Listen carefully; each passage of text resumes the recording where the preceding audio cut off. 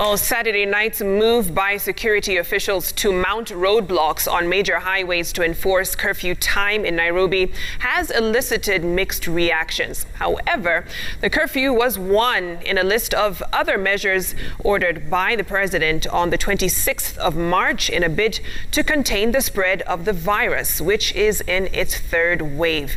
As Raquel Moigai reports, while the positivity rate seems to have slightly reduced, the number of fatalities and those seeking critical care continues to increase. Driven by the need to avert a national crisis given the already threatened health system, the country was thrust into another round of COVID-19 restrictions. I am personally convinced that the cost of not acting now would be far much greater. In a moment like this, as a caring government, it is our solemn duty and indeed our cardinal responsibility to protect life above all else. One life lost is one too many. Then the numbers are screaming on the need for a change in the country's tactic in fighting the virus. The president citing the positivity rate, which rose to 22% from 2.6% at the end of January.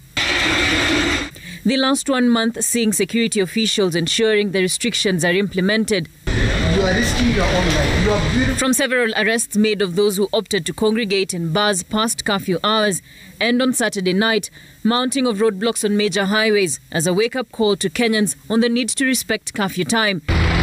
Kenyans, however, having varied reactions regarding the implementation. I was a bit shocked to see people being locked out. I don't know how this is going to help in curbing the further spread of the corona thing. Juu COVID, kujikinga ni kuweka mask, kuoga mikono, alafu na kuweka social distance. Sasa mtu akachelewa akiwa amengonjea gari, juu gari iko inabeba watu wadogo.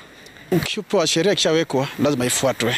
So ikifika wakati wa curfew labda kama ni mzuri isikupate nje. Kupata nje itakuwa ni shida. The COVID-19 numbers since Uhuru's address show a slight drop in the positivity rate of the country. The average rate for the month of April stands at 16.2%. Quite evidently seen in the trend over the past 3 weeks, from 18.8% in the first week between 28th March to 3rd April to 14.6% in the week of 11th April to 17th April.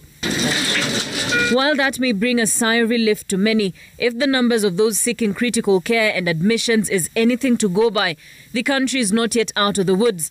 Every week, the average number of those admitted in intensive care units has been rising by a slight margin, from 156 people between the dates of 28th March to 3rd April to 256 people in the last 1 week. So is the number of those admitted in hospitals, from an average of 1,412 persons in week 1 to 1,597 in week 2, and an average of 1,626 persons currently. In the month of April alone, 310 people have succumbed to the virus, an increase from 297 deaths in March and 93 deaths in February.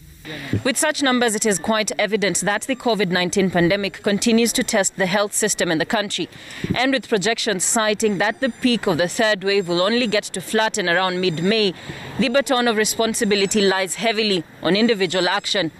366 new infections have been recorded within the last 24 hours, the positivity rate being 10%. 18 deaths have also been registered, 15 among them being late reports. 254 patients are currently admitted in intensive care units. Raquel Moigai, Citizen TV.